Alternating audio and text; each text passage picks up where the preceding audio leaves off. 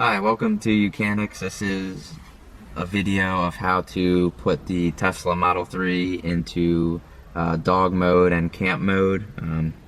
Both of these are good for certain purposes that I'll be explaining today. Here's the home screen. If you go down to the fan icon on the bottom here, you'll pull up the settings.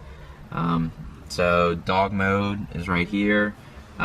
For this mode, the climate and the screen will stay on while you exit the vehicle. This is good if you have to run into a store or something and you leave your dog unattended. It will keep the temperature in the car at a safe temperature, so you can set what you want it to stay at and it'll stay while you leave the car. The camp mode, and you want your car to stay at a certain temperature, you can put it on camp mode. It will keep the certain temperature all night, and it won't use very much battery to keep the car at that certain temperature.